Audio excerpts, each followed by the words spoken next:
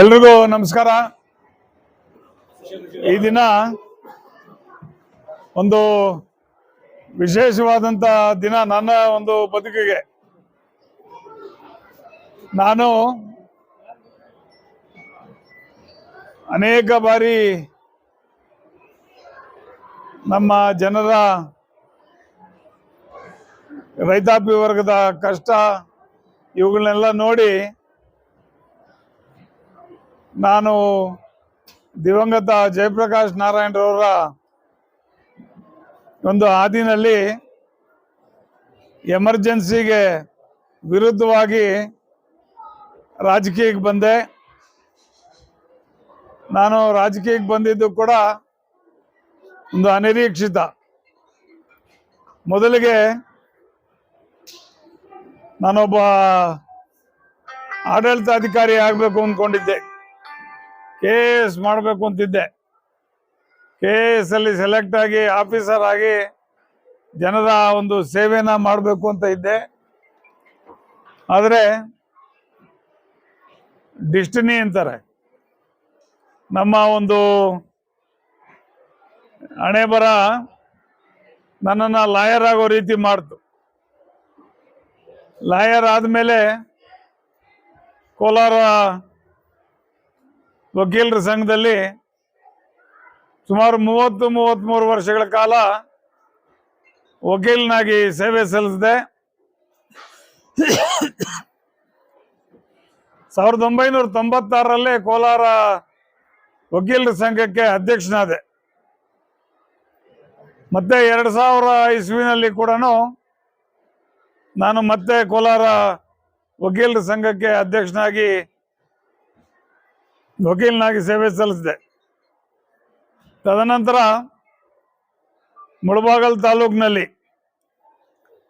ಮಾನ್ಯ KV ಶಂಕರಪ್ಪನವರು, R ವೆಂಕಟರಾಮಯ್ಯನವರು, Alangur Srinivas ಅವರು ಮತ್ತು ಮಂಡಿಕಲ್ ವೆಂಕಟೇಶ್ ಅವರು ಇವರ ಒಂದು ನೇತೃತ್ವದಲ್ಲಿ ಜನತಾದಳ ಜನತಾ ಪಕ್ಷದಿಂದ ನಾನು ಇಲ್ಲಿ ರಾಜಕೀಯ ಜೀವನನ ಪ್ರಾರಂಭ ಮಾಡಿದೆ. ರಾಜಕೀಯ ಜೀವನದಲ್ಲಿ ಅನೇಕ ಏಳು ಬೀಳುಗಳನ್ನ ಕೂಡ ನೋಡಿದ್ವಿ. ಒಂದ್ಸಾರಿ ತಾಲೂಕ್ ಪಂಚಾಯತಿಗೆ ಸ್ಪರ್ಧೆ ಮಾಡಿ 100 ಓಟಲ್ಲಿ ಕೂಡ ಸೋತೆ. 4 ಬಾರಿ ಕೋಲಾರ ಚಿಕ್ಕಬಳ್ಳಾಪುರ ಹಾಲು ಒಕ್ಕೂಟಕ್ಕೆ ಸ್ಪರ್ಧೆ ಮಾಡಿ 3 ಬಾರಿ ಗೆಲುವು ಸಾಧಿಸಿದೆ. 1 ಬಾರಿ ಬಹಳ ಹತ್ತಿರದಿಂದ 3 ಓಟನಲ್ಲಿ ಸೋತೆ. ತಾಲೂಕಿನ ಜನತೆ ನನಗೆ ಬಹಳ ಪ್ರೀತಿಯನ್ನ ಕೊಟ್ಟಿದ್ದಾರೆ.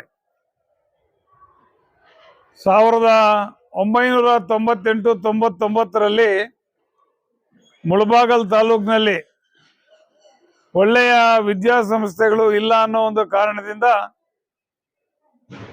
ನಾನು ಮತ್ತು ನಮ್ಮ ಸಹೋದರರಾದಂಥ ಅಶೋಕ್ರವರು ಜೊತೆಗೂಡಿ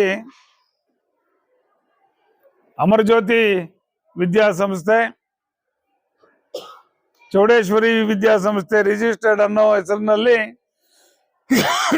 25 ವರ್ಷಗಳ ಹಿಂದೆ ಈ ಸಂಸ್ಥೆಯನ್ನು ಕಟ್ಟಿದ್ವಿ.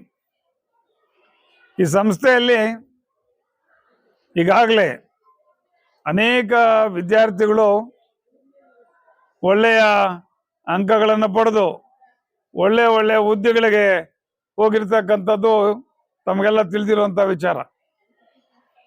ಬಂಧುಗಳೇ, ಈ ದಿನ ತಾಲೂಕಿನ ಎಲ್ಲ ಜನರು ಸೇರಿ ನನ್ನ ಹುಟ್ಟುಹಬ್ಬವನ್ನು ವಿಜೃಂಭಣೆಯಿಂದ ಆಚರಿಸಿದ್ದಾರೆ. ಅವ್ರಿಗೆಲ್ಲರೂ ಕೂಡ ನಾನು ನನ್ನ ವತಿಯಿಂದ ಕೃತಜ್ಞತೆಗಳನ್ನು ಸಲ್ಲಿಸೋದಕ್ಕೆ ಇಚ್ಛೆ ಪಡ್ತಾ ಇದ್ದೇನೆ. ಹಾಗೇನೆ ನಮ್ಮ ತಾಲೂಕಿನ ಶಾಸಕರಾದಂಥ ಸಮೃದ್ಧಿ ಮಂಜುನಾಥ್ ಅವರು ಖಾಸಗಿ ಒಂದು ಕಾರ್ಯದ ನಿಮಿತ್ತ ಅವರು ಈಗಾಗಲೇ ಅಮೇರಿಕಾದಲ್ಲಿದ್ದಾರೆ. ಅವರು ಬೆಳಗ್ಗೆನೆ ಅಲ್ಲಿಂದ ಕೂಡ ನನಗೆ ವಿಶೇಷನ್ನ ತಿಳಿಸಿದ್ರು. ಅವ್ರಿಗೂ ಕೂಡ ನಾನು ಕೃತಜ್ಞತೆಗಳನ್ನು ಸಲ್ಲಿಸೋದಕ್ಕೆ ಇಚ್ಛೆ ಪಡ್ತಾ ಇದ್ದೇನೆ. ಬಂಧುಗಳೇ, ನಾನು ನಮ್ಮ ತಾಲೂಕಿನ ಜನರ ಸೇವೆ ಮತ್ತು ಜನರ ಒಳಿತಿಗಾಗಿ ಕೆಲಸ ಮಾಡ್ತೀನಿ ಅಂತೇಳಿ ಈ ಸಂದರ್ಭದಲ್ಲಿ ಹೇಳ್ತಾ, ಇವತ್ತೇನು ತಾಲೂಕಿನ ಎಲ್ಲ ಭಾಗಗಳಿಂದ ಆಗಮಿಸಿ ನನ್ನ ಹುಟ್ಟುಹಬ್ಬದ ಇದನ್ನ ಹೇಳಿದಂಥ ಎಲ್ರಿಗೂ ಕೂಡ ನಾನು ಕೃತಜ್ಞತೆಗಳನ್ನು ಸಲ್ಲಿಸ್ತಾ ಇದ್ದೇನೆ. ಮತ್ತು ಇಲ್ಲಿಗೆ ಆಗಮಿಸಿರುವಂಥ ನಮ್ಮ ಪಕ್ಷದ ಮುಖಂಡರು ಮತ್ತು ಎಲ್ಲ ಆತ್ಮೀಯ ಸ್ನೇಹಿತರಿಗೂ ಕೂಡ ನಾನು ಕೃತಜ್ಞತೆಗಳನ್ನು ಸಲ್ಲಿಸ್ತಾ ಇದ್ದೀನಿ. ಪತ್ರಕರ್ತರಿಗೂ ಕೂಡ ನಾನು ಕೃತಜ್ಞತೆಗಳನ್ನು ಇವತ್ತು ಸಲ್ಲಿಸ್ತಾ ಇದ್ದೀನಿ. ನನ್ನ ಮಗ ಹರಿತ್ ಗೌಡ ಅಂತ, ಹರಿತ್ ಗೌಡ 10ನೇ ತರಗತಿಯಲ್ಲಿ ಓದ್ತಾ ಇದ್ದಾನೆ. ಅವನಿಗೂ ಕೂಡ ನಮ್ಮ ತಾಲೂಕು ಅಂತಂದ್ರೆ ಬಹಳ ಇಷ್ಟ. ಸ್ವಂತ ತಾಲೂಕಲ್ವಾ, ಕಾಡೇನಹಳ್ಳಿ ಅಂದ್ರೆ ಅವ್ರಿಗೂ ಕೂಡ ಬಹಳ ಇಷ್ಟ.